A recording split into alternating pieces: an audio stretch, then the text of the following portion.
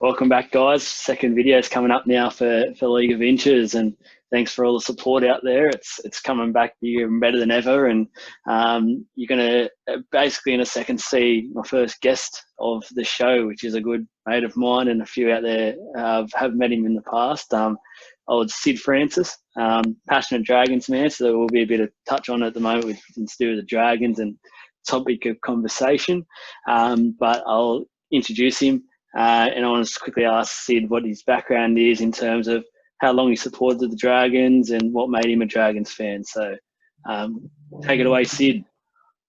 Yeah, no worries. Thanks for having me, Joel, as well. No worries, I was waiting for League of Inches to come back, and you're back now. The league's back. Before you know it, we'll have crowds again. No, it's good. But the reason I became a Dragons fan was basically my parents. We came over from overseas, and we're Catholics, and we came over in '77, and we saw this beautiful game, wonderful game, where these teams are just bashing each other, and then we saw one team called St. George, and we said, okay, it's a good start. Then they went on to win the comp that year. Oh wow! And and then they also won it again in '79, and I was born in '80, so There you go. I was born. If you like. Oh. So, we're stuck. there we go. Just for a couple of people out here, I've sort of sent through a couple of questions for Sid to answer and look into, and I wanted to know firstly, who's your favourite past Dragons player? Okay. Look, I'm a little bit biased in this question because I'm a former lock. It's my favourite position. I played every position, but definitely number 13 for the fact that it's a free role. I just love the role. So I tried to model my game coming up on the guys like tackling machines like Brad Mackay, who also had brilliant support play. He was also a link man and just very much underrated, but a brilliant player. And more recently, Jeremy Smith. He's just a machine. I think the perfect prototype. Half Kiwi, half Aussie. Big enough to take on the big man, but thin enough to be still mobile and can chop anyone down. And you wouldn't want to have a punch on with him as well. He's just a complete player. Hopefully not speaking from experience then. No. In my day, uppercuts in the scrum was fine. Yep. You might have had a bit of scuffle. It's not like now. It's different. I mean, we had scuffles and we had beers with the blokes after. You know. Yeah. We had a lot of good mates punching on the footy field.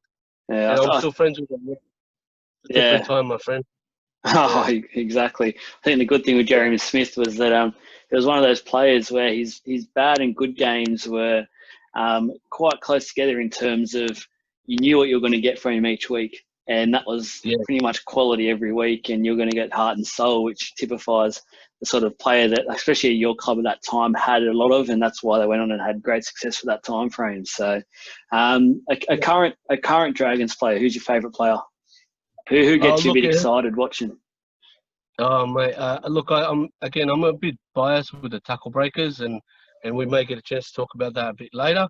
Yeah. But it hurts me to say it. Tyson Frizzell is the man. I don't think we use him right. We don't have sweeping set plays where Frizzell isolates a little man, or a one-on-one defender and goes through him.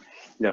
You see New South Wales do it, and somehow Dragons who train with him week in, week out for years can't pull it off.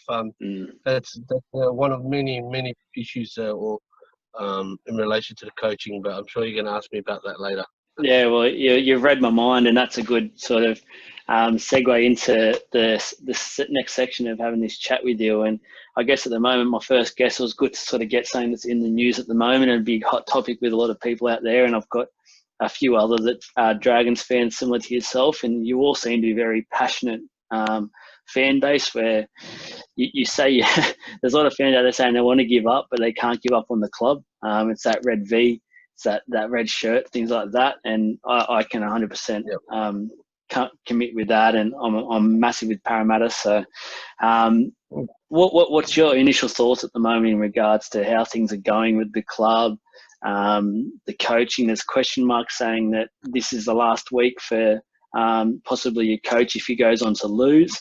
What you basically, I know there was a time there you're going to almost every game, and how's it making you feel? Well, look, you used the right word, feel. It's frustrating. It's also a little bit sad. You know, I've got a 19-month-old daughter who already recognises the logo. She says, George, St. George, St. George. She already knows. She goes, she screams at the TV when they turn up. I wanted to take her to the first game, but this time coincides with me taking a stance along with a lot of members. Yep. I'm a 5+ year member of myself, so that means I'm a voting member.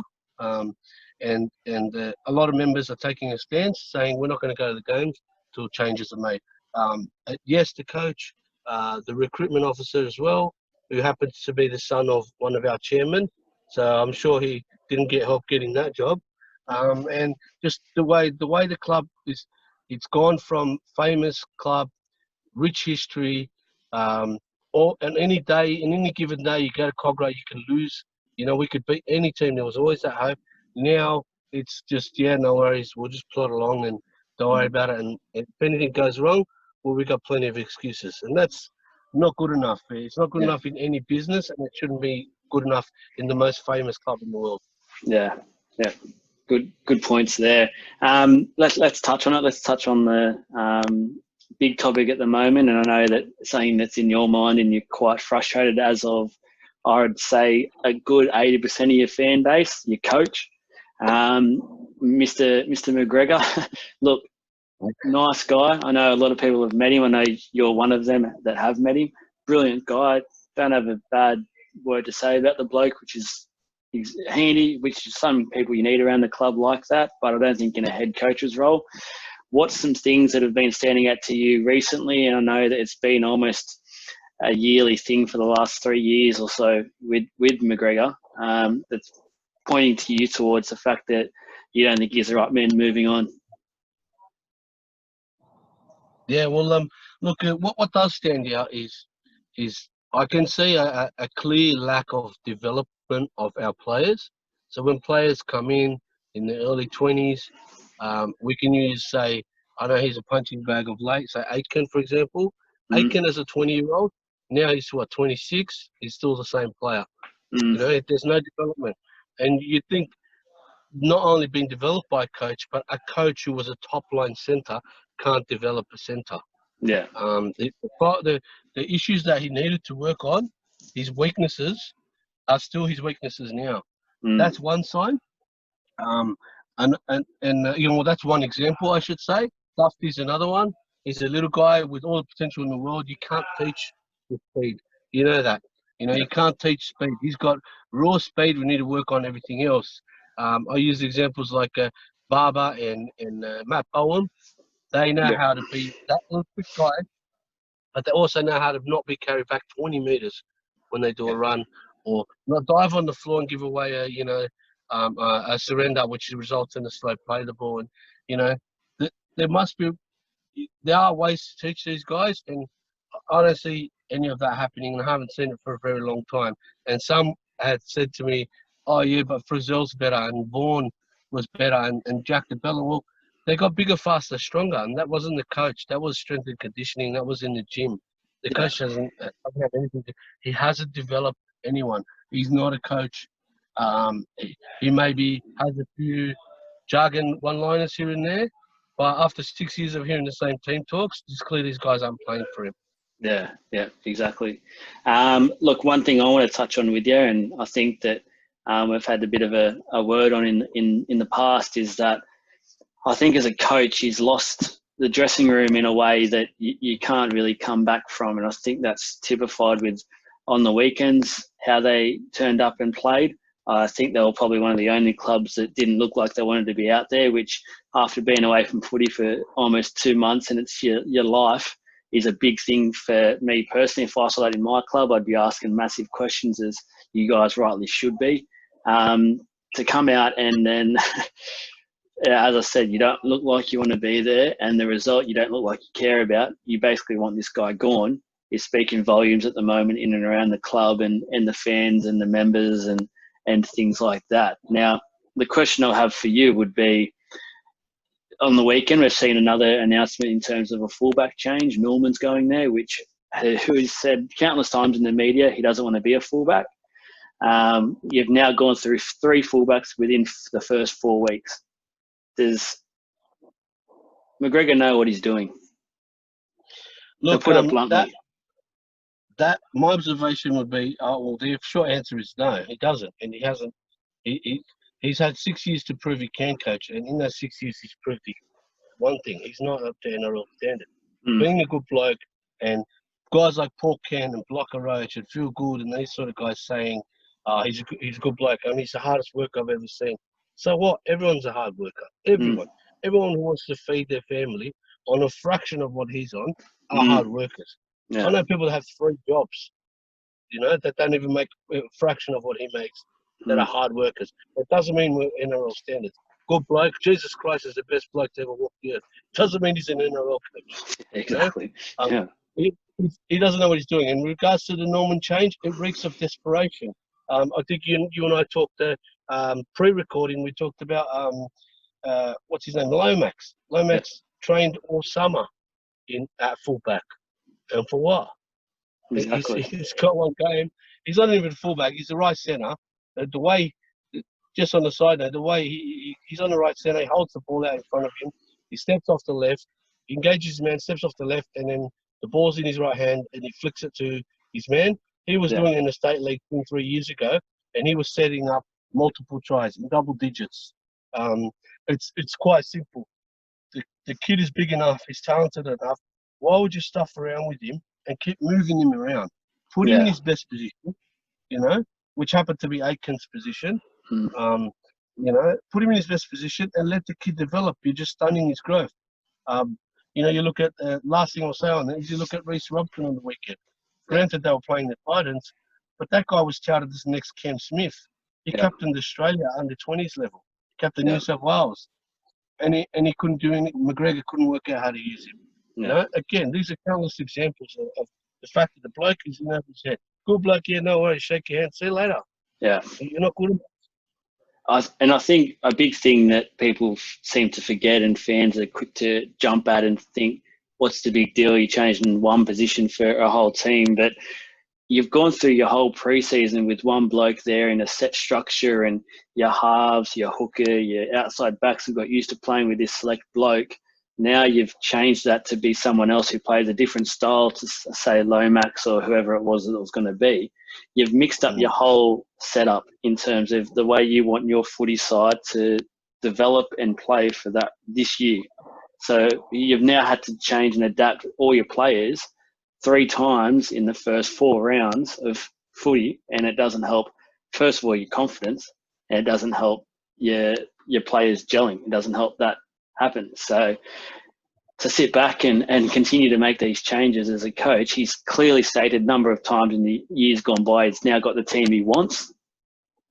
I'm sorry, but if you're a head coach and this is the team you want and you're happy finishing 15th last year, borderline last at the moment or equal last at the moment, there's some things that are going wrong. And I guess one thing I would like to ask you, which is off the cuff, if let's say McGregor goes on Monday, who would you like to be as a coach?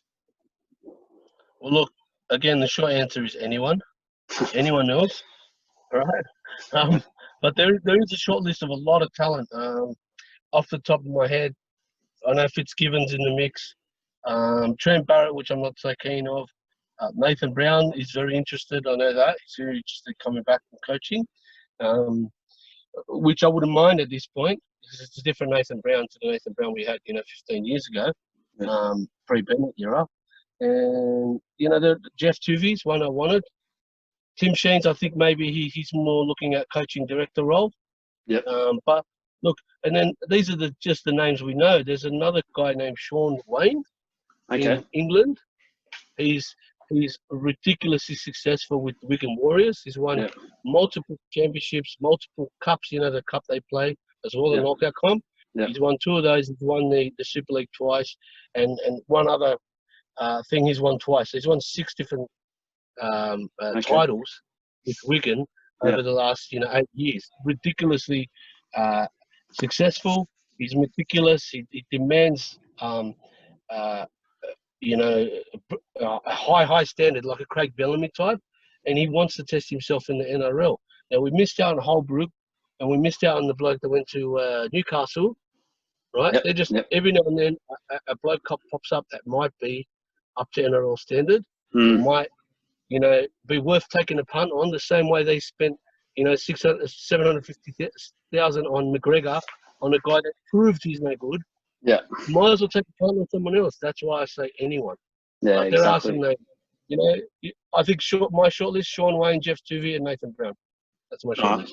Perfect. I think a big thing for your club to do moving forwards is get away from this mateship, the mate club that has been going on for a while now, and get someone in that's going to actually come in and clean the place up, but also be given support to do so, and to have the structures in place that he wants, and not just because he's one of the boys, so to speak.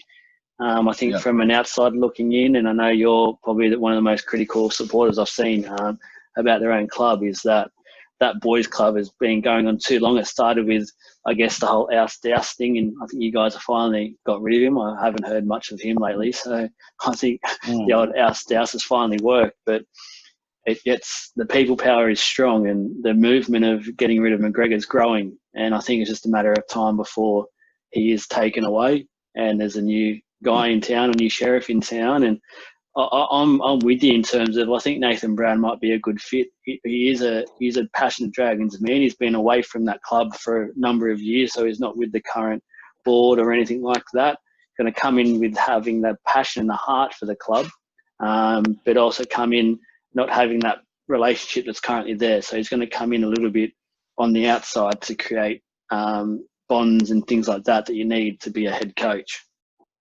So look, I agree. I mean, he's got that balance. He knows his way around the joint, but he's bringing back a whole bunch of experiences, overseas and in Newcastle. He certainly. I thought he did well in the rebuild of Newcastle. It's questionable whether, like, he was told, you've taken us this far, now I want another bloke to take us to the next level. I thought maybe he deserved a chance, at least one more year. But he's shown he can rebuild. When he got to Newcastle, they had guys on big money that weren't even playing. Like Trent Hodgson, Uwate, I think, was on big dollars as well. Guys like that. So basically, he came in, cleaned up the salary cap, wrote out those big contracts, wasted money on players that weren't either playing or performing or had plateaued for whatever reason. And I think our situation mirrors that of Newcastle's, 4 or 5 years ago. And he deserves a shot to say, I can not only fix it, but I can go the next level as well. It's quite funny. It's I think that in terms of, I think people underestimate the impact of a post-Wayne Bennett era at a club. And it's funny because you guys experienced it, Newcastle experienced it, and it was a very hard job. So Nathan Brown had to come in and clean up him. And I think there might have been a little space between Bennett and someone else before Nathan Brown actually came in. But it's a very hard job because Wayne Bennett can do a certain thing to a certain player that not many other coaches have ever been able to do. And in terms of salary cap and that, there is question marks out there in terms of he will basically get a salary cap up to that premiership window year and then not really matter about what happens past that because he's off elsewhere. So it is a very hard role, and you guys would know it firsthand. So because you've had that post-Bennett era and you found it quite difficult, and you're probably still finding it quite difficult to navigate past that. So, but look, I know you love talking about your club and things like that. We can go back to the Dragons, but what I want to ask you is the footy on the weekend. How good was it, and what was your thoughts on, first of all, the 6 again rule, which I thought was brilliant? It brings back that number 14 role, which gets the players who are tired after about 20 minutes, bring this number 14 on to play, say, a 30-minute spell, and you just wreak havoc. You'd have him running two times a set, and you just basically get these middlemen who are already tired and fatigued. It's unstoppable. We've seen it with Robson for the Cowboys, and that 14-year-old's come back into the game, which is brilliant. But what were your initial thoughts of the first week? It's only been 1 week in the new rules, but I tell you, it's probably the most exciting week of footy I've watched. Oh, look, firstly, the 6 again rule, I love it because it negates the value of an intentional niggly ruck infringement. So the value of that is if my team's under the pump, and we're making tackles and the other team is going to the next play and we're still going backwards, I'll give away a penalty to stop that. Because the next play after that, they're going to put a trick shot on and we're going to have to make some decisions very, very quickly in defence, and that's where mistakes are made in those decisions. So we give away a niggly penalty and then they go, all right, and then I might send my captain to dawdle with the referee, just to make up a reason to have a chat, to slow him down. Now it's just 6 against 10, and then that momentum gets compounded rather than stopped, right? So it's brilliant. And I think, I know it's very, very early days, but I think Melbourne had a real shock of their life. I know Canberra were great, nothing away from them, but Melbourne couldn't do what they usually do in the ruck, The bigger forwards, they really got targeted and found out a little bit in that game. Is that, and the thing is, Hodgson, for me, Hodgson's not one of these explosive hookers either. He's not this dominant 14-year-old that I'm talking about. He's more of that Cameron Smith mold of set the game up and continue and just have this control. So it's actually would be dangerous to see how the Storm handle that dominant 14-year-old, that quick elusive player that will come in. So it's interesting times ahead for the number 14, not the 14-year-old. The number 14. So the one ref. I know you're a big fan. You messaged me actually about this on Monday about the one ref, and you had an interesting sort of point to raise about it, which most people are loving it. I love the fact that you've just got one ref who has his own way of doing things, and the team quickly adapts within 5 minutes. They know what's going to happen, what they can get away with, and the game flows on. There's no, I need to be better than the pocket ref, or nothing like that. It's just one guy out there for control for 80 minutes. How'd you find it? Yeah, look, I'm not going to counter-argue. I'm going to say exactly what you're saying. It's spot on. When I used to play, we'd get one ref. He's really strict, and you don't get smart. You don't ever talk to him. Your captain or no one. You got other refs that are a little bit more lenient. They might have a chat with you in the defensive line. Come on, number 13, get back with me. Like, he'll give you a chance to get back. You'll get ones that have a Big 10, or you get ones that police the ruck a little bit. You know which refs and their personality resonates through the game, and this will actually show a whole new, or wasn't new actually. It's the old way, but it will come through again. Is the ability, the smarts of the captains of each team to identify, like you said, to identify the type of ref he is, and then adjust accordingly. Exactly. So look, big thumbs up. I'm happy to sacrifice maybe 2 or 3 forward passes from dummy half over the weekend that weren't picked up because of no pocket ref. In return for a free-flowing game with one ref and no frustration of this guy trying to assert his authority and then this guy trying to assert his authority. No disrespect to the female refs we have, Yeah, exactly. Look, I think it's going to be a massive wake-up call. I think it's going to change a lot of clubs and teams, and I think if there are clubs out there that think they can just be naive to this and continue to play how they've normally played, you're going to get a rude awakening. And if you haven't changed so far, it's going to have to be a quick progression and a quick changing of the process, because the way this game is now, as you said, it's back in the day. And I'll tell you what, during this COVID experience where I've had to just watch replays of games, I've really enjoyed watching some of the older games because of this freestyle play and things like that. And I think it's going to be fantastic. And it makes this year even more exciting. I know there's a few less rounds to watch, but it's going to be some quality football, and I think there's going to be a lot of square eyes by the end of this 20-week period. So, look, I want to pick your brain. I want some bold predictions from you. So, first one I want to ask you about is your premiers, and I want to know who you've got lifting the trophy at the end of this COVID premiership. Okay. Well, I've given it some thought. Look, I'm a believer, and anything, bear in mind, anything can happen. A key injury, I mean, a bad refereeing decision, and then a penalty goal, and then the team, whoever I pick or whoever you pick for that matter, get done. I mean, there has to be an element of luck. But what gets you in the mixer is the quality of your play, the quality of your players, the injury aspect, and obviously the coach. All right, McGregor. That's you. So, but I hope he watches this. Yeah, geez, yeah. Look, he's going to have a rude awakening if I'm the only person telling him. He's going to be very surprised. Hello. But, look, my prediction is it goes with the old attitude: you have to lose one to win one. Yeah. I'm going to go with Canberra based on what they've shown. They're showing a real maturity. They don't have the hangover that some teams have when they lose a grand final. They sort of plod along the following year. But so I think they're gonna win it, and you guys are gonna play them in the grand final. Is that all right to say that? Wow. I mean, I don't want to do another Nathan Hindmarsh and go there and not get the gold, but look, it's. Oh God. I'd like to see us get there and cause a bit of trouble. I'll tell you what, it'll be a nervous day. I'm going to be a nervous wreck. Yeah, I still remember 2010 like it was yesterday. I didn't eat for 3 days. 3 days before. It's an amazing feeling, and we have a unique sport here in Australia.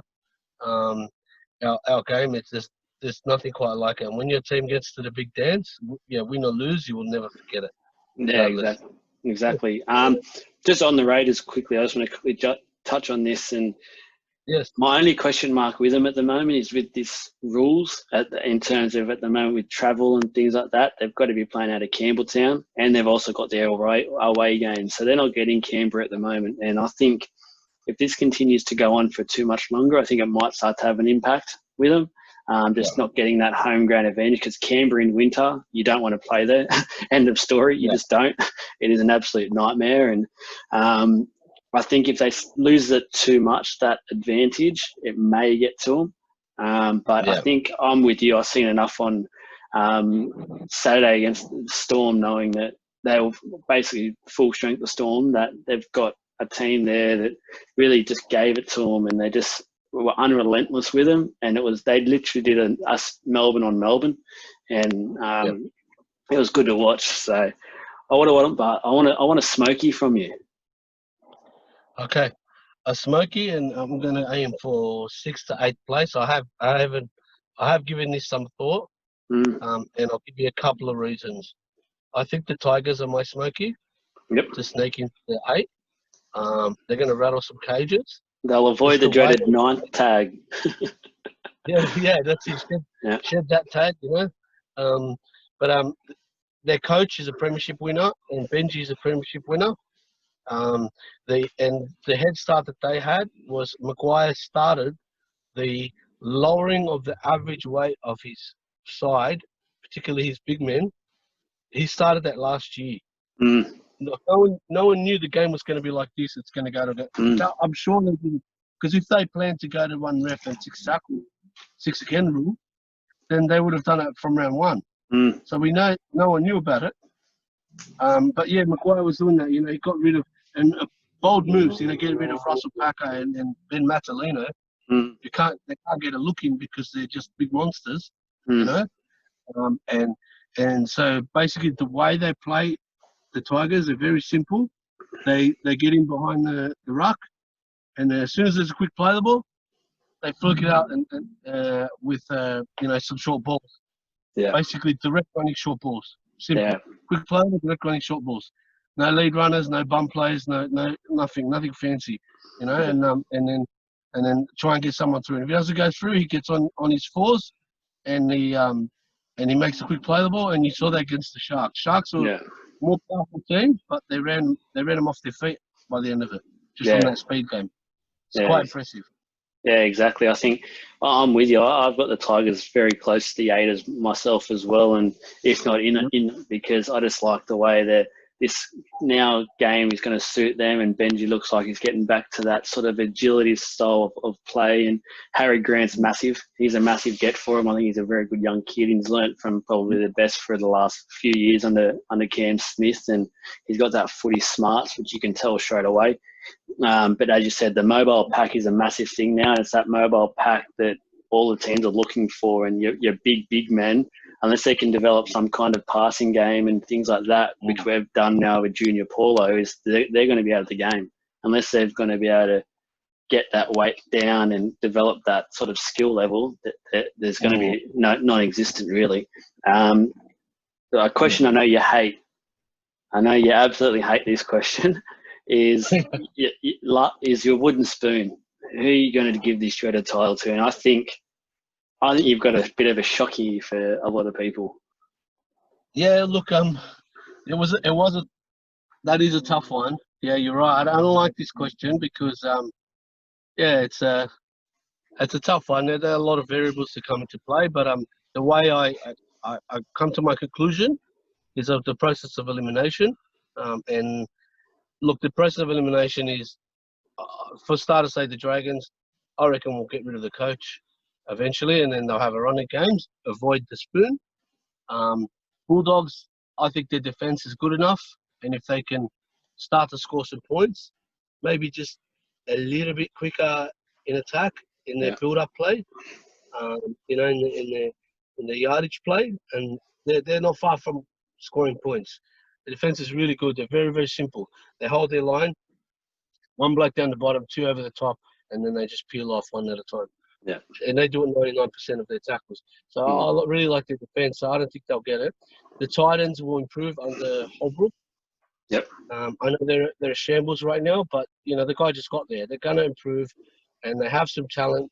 They have some players that can beat men 101, guys like Sammy, and I really like the centre.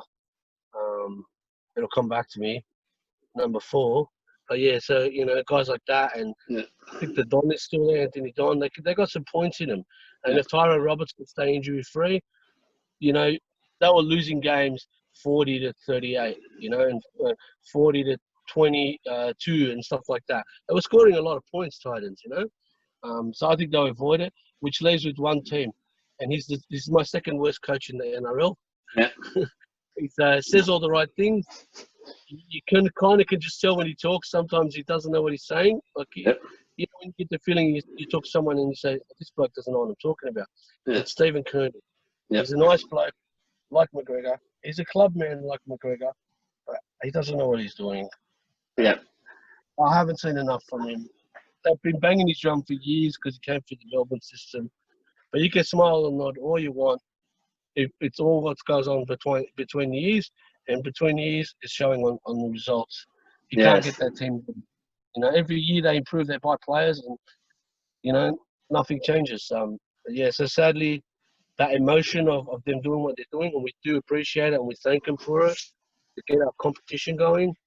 But that emotion's not enough. They'll probably come last. Oh well, there's a very bold one. I think the travel as well is going to hurt them, and depending how long they can be out here for, and when they can get back to once again having one of those fortresses is in Mount Smart Stadium. It's a bit of a bitch of a place to go, really, and it's hard to win over there when they're on and with their families, which is just going to be hard for them to deal with if it's going to be an extended amount of time. So. Look, there's a couple of big games on this weekend, and I just want to get, for any tipsters out there who listen and follow in on League of Inches, once again, guys, give us a subscription or give us something, give us some love. It needs some help with their tips for this weekend. I want to ask you, there's a big one tonight. There's a Broncos and Roosters clash where there's a Broncos team that have they listened to their hype a little bit? Have they believed they're as good as some people are trying to say they are? They're a bit young still. They're not quite there for me personally. Have they listened to that? And the Roosters just look like they've been told, you know what, guys, we've got to click and get into it. let's go. And that level they went last week. The South team isn't a bad side, but they made them look pedestrian at best for a lot of that game. So, who's your tip for this one? Well, look, given that the Broncos are so depleted, they were missing a lot of players, and I think they added a couple more to that list. I would lean towards the Roosters. Today, I see some rumours that Tedesco might be out because his temperature was high. I don't know if you heard.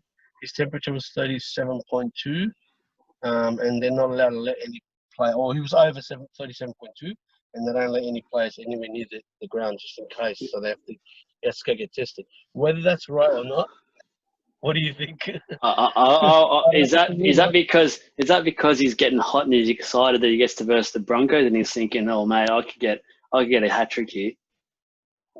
Well, he should have had an ice bath before he turned up if he's going to do that. Yeah. Because there's a danger that he might not be allowed to play. Wow. As the unconfirmed rumor, I'd seen it on a couple of pages on Facebook and social media.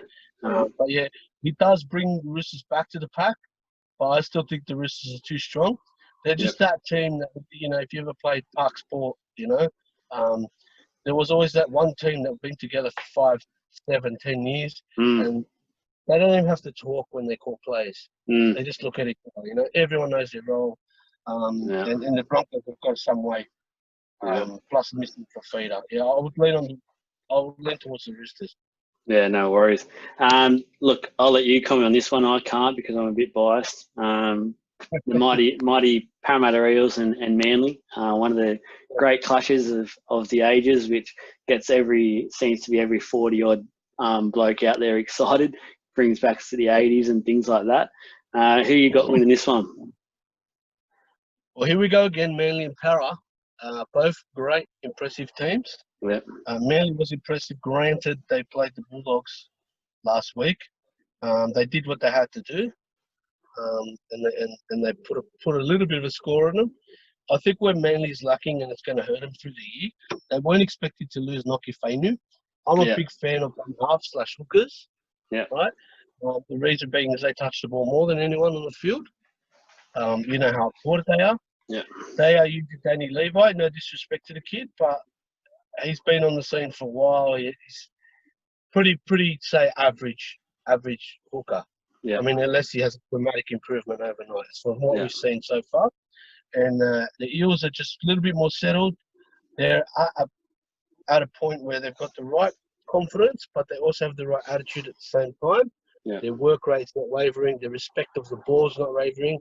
So as a result, their completion rates are good. I think that the Eels are a little bit better. So I would go with the Eels at the moment. Manly are dangerous, but it should be a cracker game in any case.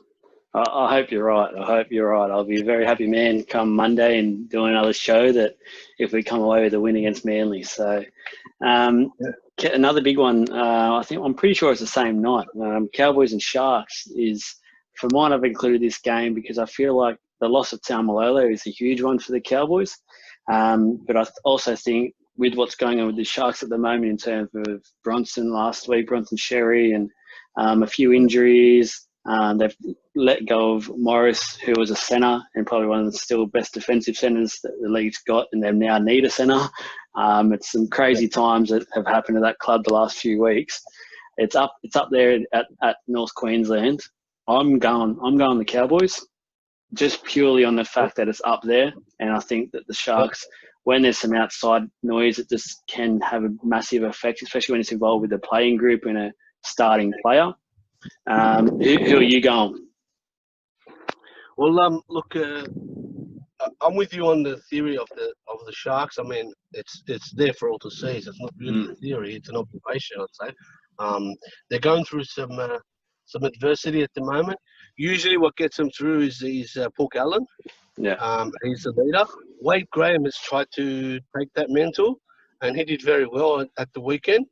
He really, really was, trying to lift the team and produce. And he was not only doing, pulling off try assists, which is great as a second rower, but he was pulling off some big hits and shutting down plays. And, the score could have been worse without him there. I think the Sharks have plateaued a little bit. Mm. As much as I'm a fan of a lot of their players, they may need a fresh voice in their ear. That voice I speak of, coach. Yeah. Generally speaking, and as far as this weekend, I think the Cowboys are on the up and the Sharks are on the decline. Yeah. You know, so unless they come out and just beat them up, Yeah. legally, of course, you know, Yeah. I can't see the Sharks winning. Yeah, no, perfect.